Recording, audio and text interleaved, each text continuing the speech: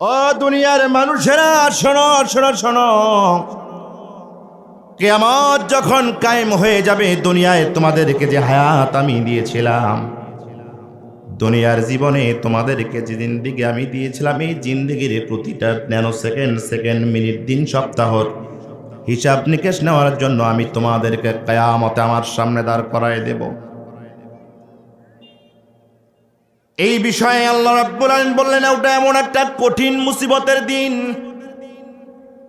এমন একটা আজব একটা দিন, এমন একটা ভয়ানক একটা দিন।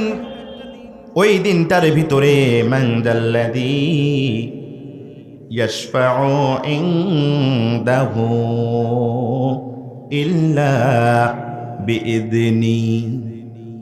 ও দুনিয়ার মানুষেরা শোনো, এই কিয়ামতের কঠিন ময়দানে আমার অনুমতি ছাড়া কে আছে আমার সঙ্গে কথা বলতে পারবে? আল্লাহু আকবার কোন। ও দুনিয়ার বান্দারা বান্দিরা শোনো শোনো শোনো, ওই দিন এমন একটা কঠিন মুসিবতের দিন হয়ে যাবে, আমি আল্লাহ রাব্বুল আলামিন যাকে অনুমতি দেব সে শুধু আমার সাথে কথা বলতে পারবে। তাছাড়া কোনো মানুষের পক্ষে, কোনো ফেরেশতার পক্ষে কিয়ামতের ময়দানে আমার সাথে কথা বলা সম্ভব হবে না। কোনো অপশন নাই, কোনো সুযোগ নাই। আমি আল্লাহ যাকে পারমিশন দেব সেই আমার সাথে কথা বলবে। কথা বুঝতেছে?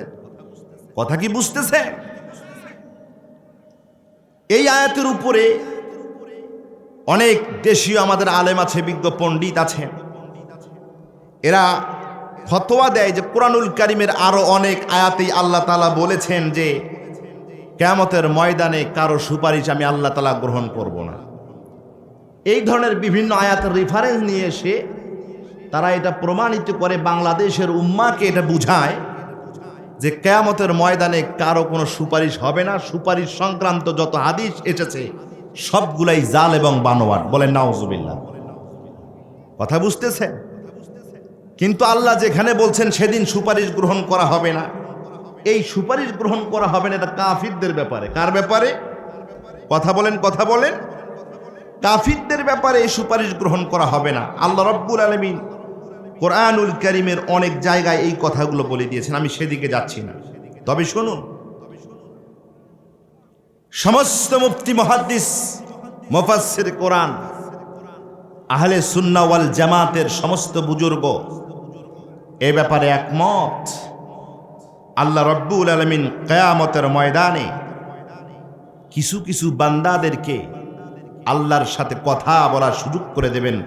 আওয়াজ দিয়ে বলেন আল্লাহু আকবার। আল্লাহ রাব্বুল আলামিন অন্য আয়াতে বলেছেন, লা তানফাউ সাফাহ ইল্লা মান আযিনা লাহুর রহমান ওয়া রাদিয়া লাহু কওলান। আমি আল্লাহ সেই দিন তাকে কথা বলতে দেব আমি যার উপরে সন্তুষ্ট। আল্লাহু আকবার বলেন। আমার ভাইয়ের আরে, কিয়ামতের ময়দানে আল্লাহ রাব্বুল আলামিন কাকে সুপারিশ করার জন্য অনুমতি দেবেন, কথা বলার জন্য অনুমতি দেবেন, এইটা যদি একজন মুমিন মুসলমান হিসাবে যদি একটু চিন্তা ভাবনা যদি করা যায়, তাহলে লক্ষ্য করে দেখবেন আল্লাহ রাব্বুল আলামিনের জগতে, মানুষের জগতে, দুনিয়ার জগতে, জানা অজানা যত জগৎ আছে সকল জগতের ভিতরে অন্যতম একজন বিস্ময়কর একজন সৃষ্টি, অসীম মর্যাদাপূর্ণ একজন ব্যক্তি, তিনি হলেন জনাবে মুহাম্মদুর রাসূলুল্লাহ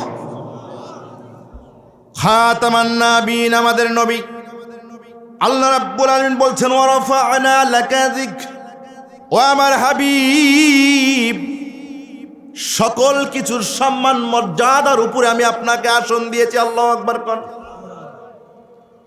আল্লাহ রাব্বুল আলামিন বলছেন, ওয়ালাল আখিরাতি খায়রুল লাকা মিনাল উলা। নবীর দুনিয়ার জীবনের চাইতে আখিরাতের জীবনটা আপনার জন্য অনেক ভালো। জোরে কোন সুবহানাল্লাহ। আমার ভাইয়েরা রে, বিশ্ব নবীজি কিয়ামতের ময়দানে মুসলমানদের জন্য, ঈমানদারদের জন্য ওকালতি করবেন। এই হাদিসটা যখন বাদশার কিছু মানুষের কাছে, কিছু পণ্ডিতের কাছে যখন চলে গেল, বসরার মানুষেরা সকলে একত্রিত হয়ে, কিছু জ্ঞানী গুণী মানুষ একত্রিত হয়ে চিন্তা ভাবনা করল, কিয়ামতের ময়দানে আল্লাহ রাসূল আমাদেরকে যে শাফায়াত করবেন, এই যে একটা হাদিস আমাদের কাছে এসেছে, চলো তো আমরা সবাই বিশ্বনবীর মদিনায় চলে যাই।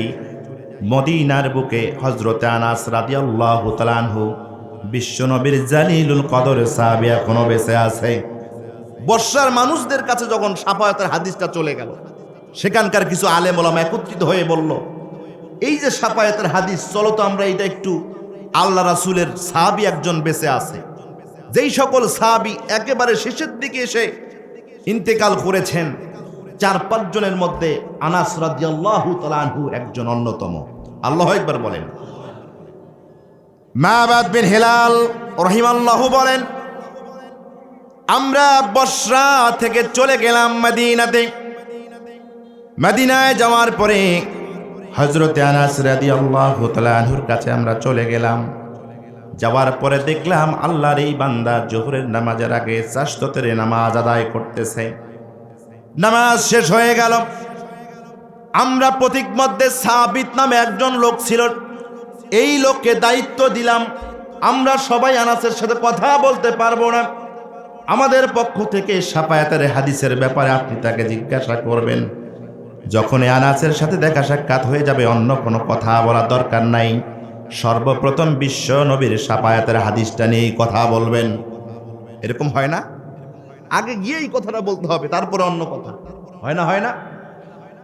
আমার ভাইয়েরা, সাবিত রাহিমাল্লাহু সালাম দিয়ে প্রবেশ করলেন, বলেন, ইয়া আখি আসহাবি রাসূলুল্লাহ সাল্লাল্লাহু আলাইহি ওয়াসাল্লাম, গো আল্লাহ রাসূলের সাহাবী আনাস, আমরা বর্ষা থেকে কিছু আপনার ভাই আপনার কাছে আমরা এসেছি, বিশ্ব নবীজির শাফায়াতের হাদিসটার ব্যাপারে আপনার কাছে আমরা জানতে চাই। আমার ভাইয়েরা, হযরতে আনাস রাদিয়াল্লাহু তাআলা আনহু বললেন, ইদা কানা ইয়াউমাল কিয়ামাতি মা জান্নাসু বা'দুহুম ফি বা'দ।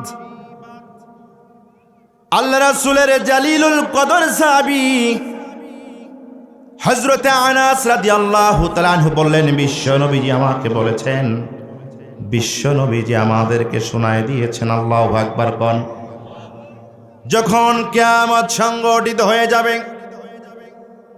কিয়ামতের ময়দান যখন কায়েম হয়ে যাবে,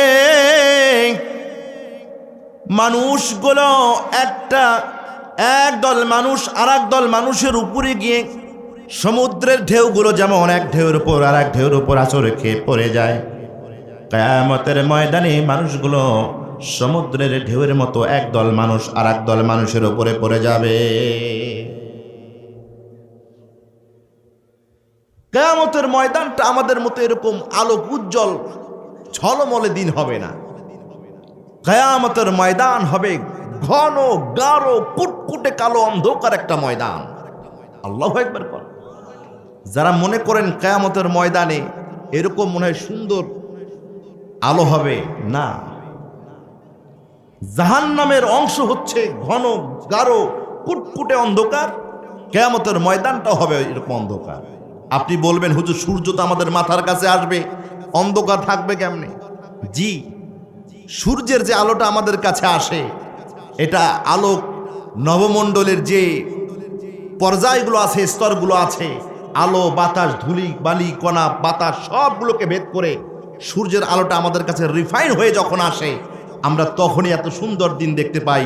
মূলত সূর্যের রং লাল না, সূর্যের আলো কুটকুটে অন্ধকার। আল্লাহু আকবার বলেন। এই অন্ধকার ময়দানে মানুষগুলো দৌড়াদৌড়ি করবে, ছুটাছুটি করবে, একদল মানুষ আর একদল মানুষের উপরে গিয়ে আছর খেয়ে যাবে, যেভাবে একটা সমুদ্রের ঢেউ আর একটা ঢেউর উপরে আছর খেয়ে পড়ে যায়।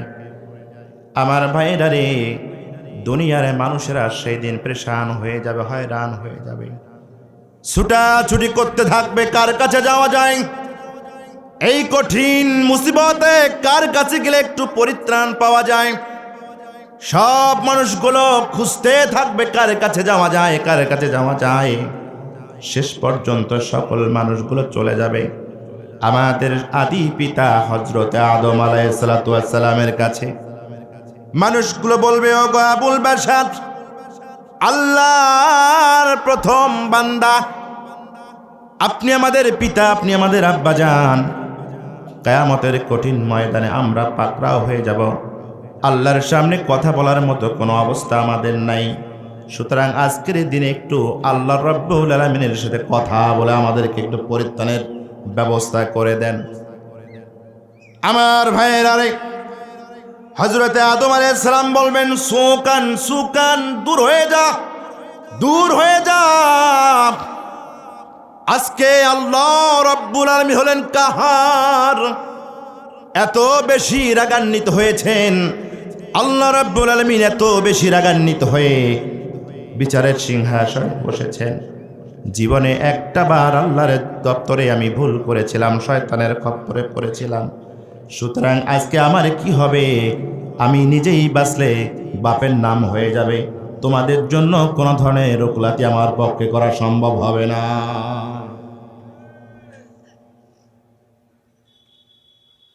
আদম আলাইহিস সালাম বলবেন, নাফসি নাফসি নাফসি, ও আমার রব, আজকে আমার কি হবে, আমার কি হবে? ও আমার মালিক, আমার কি হবে? তোমরা যেহেতু আমার কাছে এসেছো, সুতরাং তোমাদেরকে একটা পরামর্শ দেই। সেই কাজটা হলো, ওয়ালাকিন আলাইকুম বিইব্রাহিম, যাও যাও, দেরি করো না। ইব্রাহিম নামে একজন জবরদস্ত একজন পয়গম্বর আসবে, আল্লাহ রাব্বুল আলামিনের খলিল। আল্লাহ রাব্বুল আলামিন তাকে এত বেশি ভালোবাসেন, ইমামদারদের ইমাম বানিয়ে দিয়েছিলেন, মুসলমানদের জাতির পিতা বানায়া দিয়েছিলেন। সুতরাং তোমরা ইব্রাহিমের কাছে চলে যাও। ইব্রাহিমের কাছে যাওয়ার পরে যদি ইব্রাহিম তোমার জন্য আজকে কিছু করতে পারে, তোমরা ইব্রাহিম আলাইহিস সালামের কাছে চলে যাও। আমার ভাইয়েরা, মানুষগুলো ইব্রাহিম আলাইহিস সালামের কাছে আসবে। ইব্রাহিম আলাইহিস সালাম থর থর করে কাঁপবে কিয়ামতের ময়দানে। মানুষেরা বলবে, ওগো জাতির পিতা, ওগো ইমামুল মুরসালিন, আজকের দিনের জন্য আল্লাহর সাথে কিছু কথা বলে আমাদেরকে পরিত্রাণের ব্যবস্থা করে দিন। ইব্রাহিম আলাইহিস সালাম বলবেন, না না, আল্লাহর সাথে কোনো ধরনের কথা বলার যোগ্যতা আজকে আমি রাখি না, তোমাদের জন্য কিছু করা সম্ভব না। যাও যাও, মূসা আলাইহিস সালামের কাছে তোমরা চলে যাও, মূসার কাছে তোমরা চলে যাও। এই যে মূসার কাছে চলে যাও, কারণ মূসা দুনিয়াতে এমন একজন পয়গম্বর ছিলেন, আল্লাহর সাথে কথা বলার অভ্যাসটা তার আছে। কথা বুঝতেছেন? এমপির সাথে তার যোগাযোগ আছে, মন্ত্রীর সাথে সে অনেকবার কথা বলেছিল। সুতরাং তোমরা মূসা আলাইহিস সালামের কাছে চলে যাও। দুনিয়ার জীবনে মূসা আলাইহিস সালাম তার আল্লাহর সাথে কথা বলেছিল। সমস্ত মানুষেরা মূসা আলাইহিস সালামের কাছে যাবে, একই কথা বলবে, কিন্তু মূসা আলাইহিস সালাম তাড়িয়ে দেবে, না না, আমি পারবো না। কারণ আজকের দিনে আল্লাহ এমন রাগান্বিত হয়েছেন, জীবনে কখনো আল্লাহ এত রাগান্বিত হন নাই। আল্লাহ আমার সাথে আজকে কি আচরণ করবে আমি জানি না। সুতরাং তোমাদের জন্য কোনো কথা বলা সম্ভব হবে না। হাদিসের ভাষায় বিশ্ব নবীজি বলেছেন, সেদিন মূসা আলাইহিস সালামের মতো পয়গম্বর বলবে, নাফসি নাফসি নাফসি, ওয়ালাকিন আলাইকুম বি ঈসা ইবনে মারইয়াম, তবে তোমাদেরকে পরামর্শ দিই, তোমরা ঈসার কাছে যাও, কারণ উনি এত কুদরত সম্পন্ন একজন মানুষ ছিলেন। আল্লাহ তাআলা তাকে অনেক ভালোবেসে বাবা ছাড়াই তারে দুনিয়ায় পাঠিয়ে দিয়েছিলেন, জানা আছে না নাই? সুতরাং তোমরা ঈসার কাছে চলে যাও। আজকের দিনের জন্য যদি ঈসা কিছু করতে পারে, ঈসাই করতে পারবে। তোমরা ঈসার কাছে চলে যাও, লোকগুলো ঈসার কাছে চলে যাবে, একইভাবে কথা বলবে। ঈসা আলাইহিস সালাম বলবেন, ও আমার মানুষেরা, আমার ভাইয়েরা, না না, আজকের দিনে আমার করার কিছু নাই, আমার পক্ষে করা কিছু নাই, আমি কিছুই করতে পারবো না। তবে তোমাদের জন্য আমি একটা পরামর্শ দিয়ে যাই, তোমরা দেখো আব্দুল্লাহর বেটা মুহাম্মদ কোথায় আছে, জামানার শেষ পয়গাম্বর। যাও যাও জামানার শেষ পয়গাম্বরের কাছে যাও, যাও যাও জামানার শেষ পয়গাম্বর মুহাম্মাদের কাছে চলে যাও। আজকের দিনের জন্য যদি মুহাম্মদ কিছু করতে পারে, আমার বিশ্বাস উনি করতে পারবে, উনি ছাড়া আল্লাহর সাথে কেউ কথা বলতে পারবে না। মুহাম্মদ কোথায় আছে সেখানে চলে যাও, মুহাম্মাদের সাথে কথা বলো। মুহাম্মদ যদি কিছু করতে পারলে করতে পারবে, আমাদের পক্ষে কিছু করা সম্ভব? এগুলো কে বলতেছে? আদম আলাইহিস সালাম, ইব্রাহিম, ঈসা, মুসার মতো পাওয়ারফুল একজন নবী বলতেছে আল্লাহর সাথে কথা বলার যোগ্যতা আমাদের নাই। কথা কয় না? অথচ আমাদের দেশের জান্নাতের টিকিটধারী অনেক পীরেই বলি, এরা জান্নাতের টিকিট বিক্রি করে, জাহাজে হোক আর ঘোড়ায় হোক আর হাতিতে চড়ে হোক, এরা নাকি তাদের মুরিদদেরকে জান্নাতে নিয়ে যাবে। আছে না, আছে না, আছে না? জীবনে শিক্ষা গ্রহণ করতে হবে। কিয়ামতের ময়দানে যেখানে আদম আলাইহিস সালামের মতো নবী, ইব্রাহিম, ঈসা, মুসার মতো নবী আল্লাহর সাথে কথা বলার যোগ্যতা রাখবে না, সাহস রাখবে না, সেখানে তোমার মতো বাটপার সল্টু বল্টু আল্লাহর সাথে কথা বলার সাহস পাই কি করে? তুমি আসলে খাঁটি ইমানদার না, তুই ভণ্ড ভণ্ড প্রতারক, প্রতারক ছাড়া কিছুই না। এটা তোমার ব্যবসা, তোমার ব্যবসাকে সিদ্ধি করার জন্য সহজ সরল কিছু মুসলমানের দুর্বলতাকে পুঁজি করে তুমি এই কাজটা, এই কথাগুলো তুমি বলো। কথা কোন ঠিক না ঠিক? আমার ভাইয়েরা, হাদিস থেকে শুনাই, মানুষগুলো ছুটতে থাকবে কোথায় মুহাম্মদ, কোথায় মুহাম্মদ। দুইটা বর্ণনা পাওয়া যায়। এক হাদিসের ভিতরে লিখেছে বিশ্ব নবী হাউজে কাউসারের নিকটে দাঁড়িয়ে দাঁড়িয়ে আল্লাহ তাআলার জিকির করবে। আর একটি বর্ণনায় পাওয়া যায় আল্লাহ রাসূল আরশে আজিমের কাছে মাকামে মাহমুদ নামে একটা জায়গার ভিতরে আল্লাহ রাব্বুল আলামিনের সিজদায় পড়ে ক্রন্দন করতে থাকবে। মানুষগুলো গিয়ে বলবে, ইয়া মুহাম্মদ, ওগো আল্লাহ রাসূল, আমরা তো শেষ হয়ে গেলাম, আমাদের করার কিছু নাই, কঠিন মুসিবতের সময় আপনি আমাদের জন্য আল্লাহর সাথে কথা বলে কিছু একটা ব্যবস্থা করে দিন। আমার ভাইয়েরা, বিশ্ব নবীজি বলবেন, বিশ্ব নবীজি বলবেন, বিশ্ব নবীজি বলবেন, হ্যাঁ হ্যাঁ, তোমরা যে আমার কাছে এসেছো, আনা লাহা ফাস্তাজিনু আলা রব্বি, হ্যাঁ হ্যাঁ, তোমরা আমার কাছে যে কাজে এসেছো, যে কাজের জন্য এসেছো, এই কাজটা আজকে আমি মুহাম্মদের কাঁধের উপরে দায়িত্ব নিয়ে নিলাম। সম্মানিত ভাইয়েরা আমার, বিশ্ব নবীজি বলেন, ওই দিন আল্লাহ রাব্বুল আলামিন আমাকে এমন কিছু জিকির, আজগার, প্রশংসার বাক্য, কথা শিখায়া দেবেন, দুনিয়ার জীবনে কোনো মানুষ কখনো ওই কথা দ্বারা আল্লাহ রাব্বুল আলামিনের জিকির করে নাই, প্রশংসা করে নাই। সম্পূর্ণ নতুন কিছু কালিমা আল্লাহ তাআলা আমাকে শিখায় দেবেন। আমি সিজদায় পড়ে যাব, আল্লাহ রাব্বুল আলামিনের ওই শিখানো তাসবিহ দিয়ে আল্লাহর প্রশংসা করব, আল্লাহর শ্রেষ্ঠত্ব ঘোষণা করব। আল্লাহ রাব্বুল আলামিন আমাকে বলবেন, হাবিব, ও হাবিব, সিজদায় পড়ে আছেন কেন? ও আমার হাবিব, ইরফা রাসাক, আপনি আপনার মাথা তুলুন, ওয়া কুল ইসমালাক, আপনি কথা বলুন, আপনার কথা আজকে শোনা হবে। আল্লাহ রাব্বুল আলামিন বলবেন, ও আমার হাবিব, আপনি মাথা তুলুন, আপনি আজকে যা বলবেন সেই কথাই আজকে শোনা হবে। আজকে আপনি আমার কাছে যা চাবেন সেইটাই আপনাকে দেয়া হবে। ও আমার হাবিব, আজকে যদি আপনি কারো ব্যাপারে যদি ওকালতি করেন, দালালি করেন, যদি সুপারিশ করেন, আমি আল্লাহ রাব্বুল আলামিন সেই সুপারিশকে মেনে নেব। আমার ভাইয়েরা, বিশ্ব নবীজি মাথা তুলবেন। মাথা তুলে সর্বপ্রথম বলবেন, ইয়া রব্বি উম্মতি উম্মতি উম্মতি। বাংলার মুসলমানেরা শোনো, যেখানে ইব্রাহিম আলাইহিস সালাম দুনিয়ায় এসে সারা জীবনে তার জাতিকে জাহান্নামের আগুন থেকে বাঁচানোর জন্য নিজের জীবনকে শেষ করে দিয়েছে, মুসা ঈসার মতো পয়গম্বর তার জাতিকে বাঁচানোর জন্য জীবন শেষ করে দিয়েছে, সেই শক্তিধর জবরদস্ত পয়গম্বরগুলো এই সময় বলবে নাফসি নাফসি, আমি বাঁচলে বাপের নাম। কিন্তু আপনার আমার নবী আপনাকে জীবনে দেখলো না, শুনলো না, আপনার সম্পর্কে ধারণা নিল না।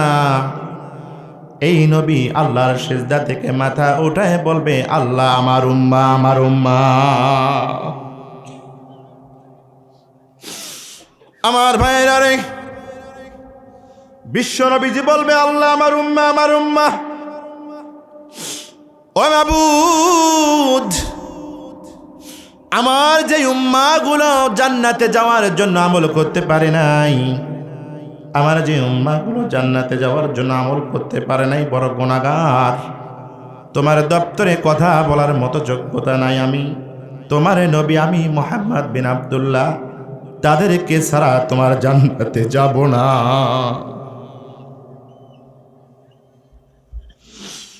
আমার ভাইয়ের বিশ্ব নবী বলবেন, আমার উম্মত, ওগো মাবুদ আমার উম্মত আগে জান্নাতে যাবে, তারপর আমি তোমার জান্নাতে যাব। আল্লাহ রাব্বুল আলামিন বলবেন, ইনতালাক ফাখরিজ মিনহা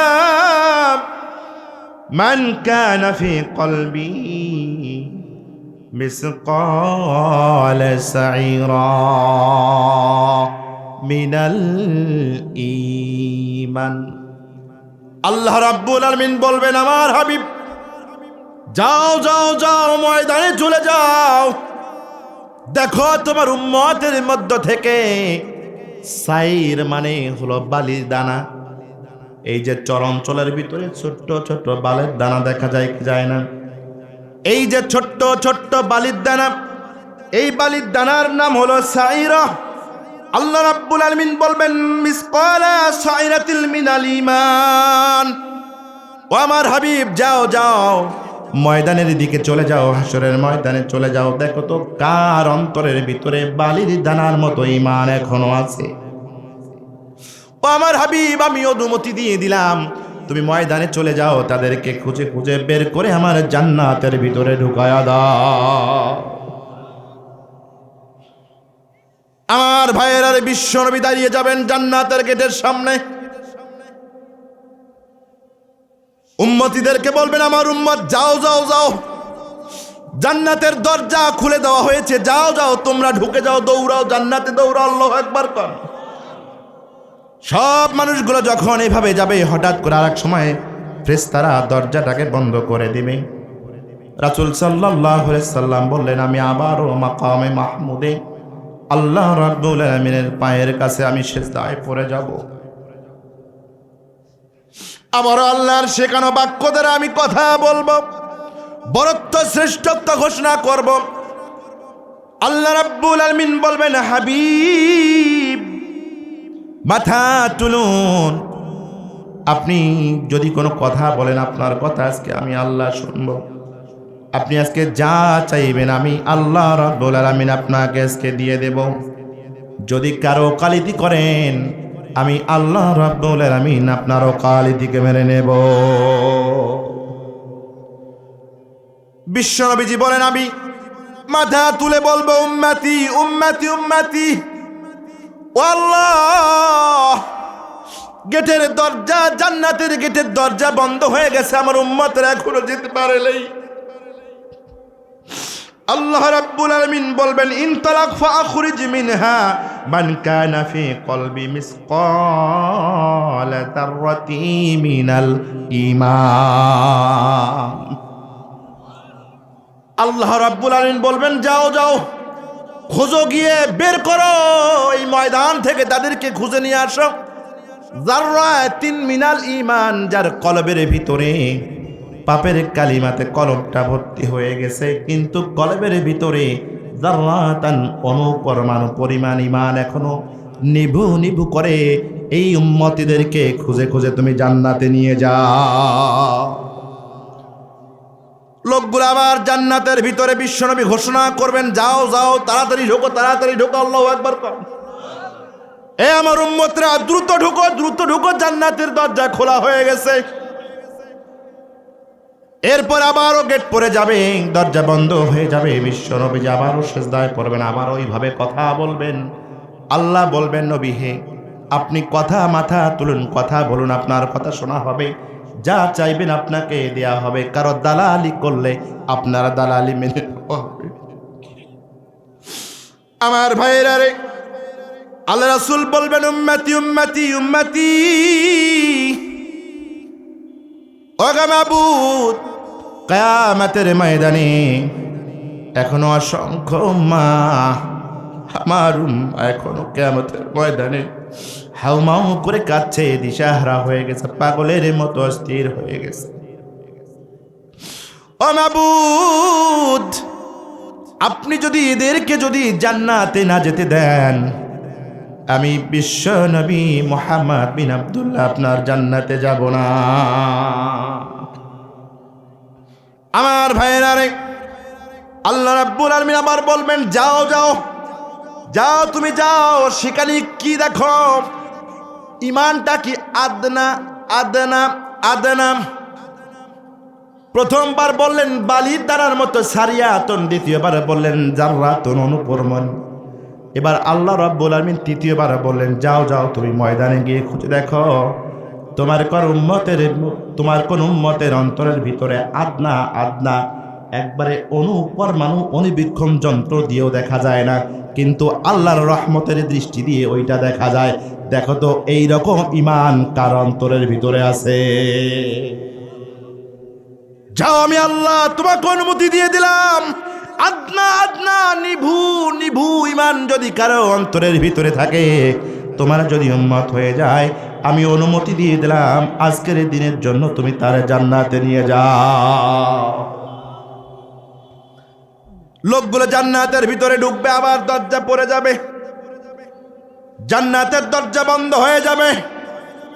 এ বাংলার মুসলমান, ভালো করে শুনুন, বুখারী মুসলিমের হাদিস শোনাই।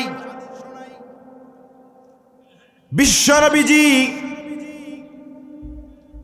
এই যে হাদিসটা বললেন, আনাস রাদিয়াল্লাহু তাআলা আনহু এই হাদিসটা শোনার পরে সেখান থেকে সকল মানুষ চলে এলেন, বাসরার দিকে যাবেন।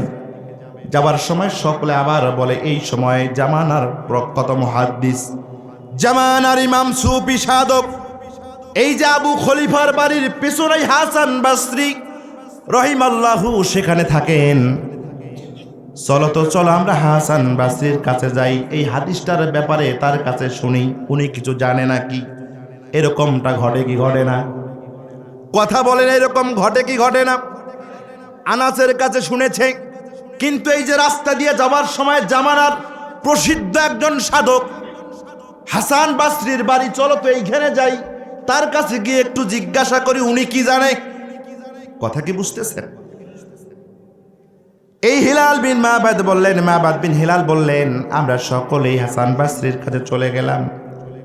যাওয়ার পরে তাকে জিজ্ঞাসা করলাম, আমরা আপনার কিছুদিনই ভাই বাসা থেকে এসেছি, আল্লাহ রাসূলের সাহাবী আনাস রাদিয়াল্লাহু তাআলা আনহুর কাছে আমরা গিয়েছিলাম, শাফাতের হাদিস সংক্রান্ত তার কাছে আমরা শুনলাম। ওগো আল্লাহর বান্দা, আপনি রাসূল সাল্লাল্লাহু আলাইহি সাল্লামের শাফাতের হাদিসের ব্যাপারে কিছু জানেন নাকি? হাসান বসরি বললেন, কি শুনে আসলাম, আমাকে শোনাও। মাবাদ বিন হিলাল বলে, আমরা শুনাইলাম। বিশ্বনবী তিনবার সেজদায় পড়ে যাবেন, আদনা আদনা পর্যন্ত জান্নাতে পার করায় দেবেন। এটা শোনার পর আমরা থেমে গেলাম, কিন্তু হাসান বসরি তার মাথাটা নিচু করে এখনো কিছু কথা বাকি আছে এই চিন্তা করে এখনো কথা শোনার জন্য কানটা পেতে দিয়ে আছে। কথা কি বুঝতেছেন? কথা বুঝতেছেন? আমাদের রিওয়ায়াত শেষ হয়ে গেছে, কিন্তু হাসান বসরি আরো কিছু শোনার জন্য অপেক্ষায় করতেছে। হাসান বসরি বললেন, তোমরা থেমে গেলা কেন? এরপরে কি শুনেছ সেটা শোনাও। আমরা বললাম, ওগো হাসান বসরি, এই পর্যন্ত আমরা আনাস রাদিয়াল্লাহু তাআলা আনহুর কাছে আমরা শুনেছি। উনি মাথা তুলে বললেন, এরপরেও তো আরো কিছু অংশ আছে। আনাস রাদিয়াল্লাহু তাআলা আনহু যখন যুবক ছিলেন, আমি তখন তার কাছ থেকে হাদিসটা শুনেছিলাম, কিন্তু শেষে আরো একটা কথা আছে। এই কথাটা কেন তোমাদেরকে উনি বলল না? নাকি বৃদ্ধজনিত কারণে উনি ভুলে গেছে, নাকি তোমরা আমল ছেড়ে দেবা, পর নির্ভরতা হয়ে যাবে, এই কারণেই তোমাদেরকে বলে নাই, আমি বুঝতে পারলাম না। হাসান বসরি যখন এইভাবে কথা বলা শুরু করছে, ওই লোকগুলোর কথা শোনার আগ্রহ আছে না নাই? এ মুসলমান, কথা বলেন, আগ্রহ বাড়ছে না কমছে? কথা তো বুঝতেছেন, কথা বুঝতেছেন? সকলেই বলল, হাসান বসরি আপনি কি জানেন, আমাদেরকে শোনান। ব্যস্ত হয়ে গেছে, তারা উড়াহ করতেছে, আমাদেরকে দ্রুত শোনান। হাসান বসরি বললেন, চতুর্থবারের মতো দরজা বন্ধ করে দেওয়া হবে। বিশ্বনবী আবারও মাকামে মাহমুদে চলে আসবে। চলে আসার পরে সেজদায় পড়বে, এই কথাগুলো দিয়ে আল্লাহর প্রশংসা করবে, আল্লাহর কালেমা শ্রেষ্ঠত্ব বরত্ব ঘোষণা করবে। আল্লাহ রাব্বুল আলামিন চতুর্থবারের মতো বলবেন, হাবিব আপনি মাথা তুলুন, আপনি কথা বলুন, আপনার কথা আজকে শোনা হবে, আপনি যা চাইবেন আপনাকে দেয়া হবে, আপনার দালালি আজকে মেনে নেওয়া হবে। আমার কলিজার টুকরো ভাইয়েরা রে, বিশ্বনবীজি বলেন, আমি মাথা তুলব। বিশ্বনবীজি মাথা তুলে বলবেন, ইয়া রাব্বি, আজকে আমি ওই লোকটাকেও তোমার জান্নাতের ভিতরে দেখতে চাই। মান ক্বালা লা ইলাহা ইল্লাল্লাহ। একটু বোঝার চেষ্টা করেন, বিশ্বনবীজি 3 বার বলেছেন উম্মতি উম্মতি উম্মতি, মনে আছে কি? কথা বলেন, মনে আছে? চতুর্থবার আর উম্মতি কথাটা বলে নাই। হাদিস পড়ে দেখুন, বিশ্বনবীজি বললেন, ও রব্বে কারীম, মান ক্বালা লা ইলাহা ইল্লাল্লাহ। মুহাদ্দিস ইকরাম এই হাদিসের ব্যাখ্যা লিখতে গিয়ে, সরা লিখতে গিয়ে তারা বললেন, মান ক্বালা লা ইলাহা কথাটা বিশ্বনবীজি কেন বললেন? তার কারণ হলো, এতক্ষণ উম্মতি উম্মতি উম্মতি বলতে মুসলমান ইমানদারদেরকে বোঝানো হয়েছে, কিন্তু মান ক্বালা লা ইলাহা বলতে এইটা বোঝা হয়েছে, এই ব্যক্তি ইহুদি ধর্মের হতে পারে, এই ব্যক্তি হিন্দু হতে পারে, এই ব্যক্তি কাফের হতে পারে, এই ব্যক্তি নাস্তিক হতে পারে, কিন্তু দুনিয়ার 60 বছর 80 বছরের জিন্দেগিতে যদি কোনো মুসলমানের সাথে চলাফেরা করতে, মুসলমান বন্ধুদের সাথে উঠা বসা করতে, যদি কোনো ইয়ারকি বিটকালি করে খাল খেয়ামো করে জীবনের তরে একবার যদি কোনো মানুষ বলে থাকে লা ইলাহা ইল্লাল্লাহু মুহাম্মাদুর রাসূলুল্লাহ, ওগো মাবুদ, ও যদি কাফের হয় কিন্তু কৌতূহলের ছলে যদি লা ইলাহা ইল্লাল্লাহ, তুমি ইলাহা ছিলা, তুমি ছাড়া আর কোনো মাবুদ নাই, এই কথাটা যদি খেলনার ছলে বলে দেয়, ও আমার মাবুদ, আজকে ওই বান্দাটা ছাড়া আমি জান্নাতে যাব না। আল্লাহ রাব্বুল আলামিন বলেন, আমার হাবিব রে, তো ফয়সালা হয়ে গেছে। এ আমার হাবিবেরা তো জাহান্নামের ভিতরে চলে গেছে। আল্লাহ রাসূল বলবেন, জাহান্নামের ভিতরে চলে গেল, আমি বুঝি না, তাদেরকে নিয়ে আমি জান্নাতে যাব। আল্লাহ রাব্বুল আলামিন বলবেন, যাও যাও, ইনতালাকাব, তুমি যা অনুসন্ধান করো, তুমি সেখান থেকে এই সমস্ত বান্দা বান্দীদেরকে বের করে নিয়ে আসো, জাহান্নাম থেকে বের করে নিয়ে আসো। জীবনে একটা বারের জন্য যে বলেছিল লা ইলাহা ইল্লাল্লাহ, এই কথাটা যে বলেছিল, যে বান্দা বান্দি বলেছিল, জাহান্নামে যাওয়ার ঘোষণা দিয়ে তাদেরকে জান্নাতে যাওয়ার ব্যবস্থা করে দাও। জোরে কোন সুবহানাল্লাহ। আর একটা আওয়াজ দিয়ে বলেন সুবহানাল্লাহ। আমার ভাইরা, আলোচনা কি বুঝতে পেরেছেন? রাসূল সাল্লাল্লাহু আলাইহি সাল্লাম এখানে আল্লাহ তাআলা 3 বার কথা বলেছেন, মিসকালা সাইরাতুন মিনাল ঈমান, সরিষা বালির দানার মতো যার ঈমান আছে। দ্বিতীয়বার বলেছেন যাররাতা মিন ঈমান, অনুপরমাণু পরিমাণ যার অন্তরে ঈমান আছে। তৃতীয়বার বলেছেন আদনা আদনা আদনা, একেবারেই নগণ্য, যেটা মাইক্রোস্কোপ দিয়েও দেখা সম্ভব না, এরকম ঈমানও যার অন্তরে আছে, তাদেরকে কোথায় নাও? কথা বলেন, কোথায় নাও? তাহলে ঈমানটা কি একটু বলে দিয়ে যাই। এই যে ঈমানটা খুঁজবে, কি খুঁজবে? কথা বলেন, কি খুঁজবে? আপনি গুনাহগার হতে পারেন, নাফরমান হতে পারেন, যাই হন না কেন, আপনার অন্তরে ঈমানটা আছে কিনা, এই ঈমানের লাস্ট পরিমাণ পর্যন্ত আছে কিনা, এইটা যদি থাকে তাহলে আপনি আমি আল্লাহ রাসূলের শাফায়াত পাবো, তাছাড়া পাবো? কথা বলেন, পাবো? ঈমানটা কি? ঈমানটা হচ্ছে এই কোরআনুল কারীম। আল্লাহু আকবার কর। ঈমানটা কি? ঈমানটা হচ্ছে কোরআনুল কারীম। সূরাতুল ফাতিহার বিসমিল্লাহর বা থেকে নাসের সিন পর্যন্ত কোরআনুল কারীমে যাহা আছে সবগুলোই জেনে বুঝে মাথায় ধরলে না ধরলে আপনাকে মানতে হবে, স্বীকার করতে হবে, আপনাকে মেনে নিতে হবে। এটা হচ্ছে ঈমান। কথা বলেন, ঈমান। আপনি আপনার দল করার কারণে অহেতুক কোরআনের কোন আয়াতের বিরোধিতা করবেন না। আপনি যে দলই করেন না কোনো, কখনো কোরআনুল কারীমের কোনো কথা যদি কোনো বক্তা, কোনো খতিব যদি বলে, আপনি কখনো বলবেন না, এটার বিরোধিতা করবেন না। কারণ এই কোরআনুল কারীমের সবচেয়ে ছোট্ট সূরার নাম কি? কথা বলেন। এই কাউসারটাকে যদি আমরা মনে করি যেটা আল্লাহর কথা না, ঈমান থাকবে? এই কাউসারের একটা শব্দকে অস্বীকার করলাম, ঈমান থাকবে? কাউসারের এই যে কাউসার সব শেষের অক্ষর রটাকে যদি ক্যান্সেল করে দেই, ঈমান থাকবে? আমার ভাইয়েরা, ঈমানটা হচ্ছে কোরআনুল কারীমটাকে আপনি মানতে পারেন আর না মানেন, আমল করেন আর না করেন, এটা যে আল্লাহ তাআলার পক্ষ থেকে, এটা বিশ্বাস করে অন্তত আল্লাহর কাছে অপরাধী হয়ে মাথা দাঁড়িয়ে অপরাধের স্বীকারোক্তি নিয়ে আপনাকে দাঁড়ার যোগ্যতা রাখতে হবে। আল্লাহ তোর বিধান ছিল, আমি অপরাধ করেছি, মানতে পারিনি। এটা হলো নিভু ঈমান। কথা বুঝতেছেন আমার ভাইয়ের? এই কোরআনুল কারীমের বিরোধিতা যারা করবে, যে দলেই করেন না কেন, আপনি যে মতেই চলেন না কেন, আপনি যদি কোনোভাবে কোরআনুল কারীমের কোনো এক জায়গায় বিরোধিতা করেন, আপনার ঈমান থাকবে না, বিশ্বনবীর শাফায়াত আপনার জন্য না। আল্লাহ তাআলা আমাদের সকলকে কবুল করুক। আল্লাহ তাআলা আমাদের বিশ্বনবীর শাফায়াতকে আমাদের নাজাতের ওসিলা বানায়।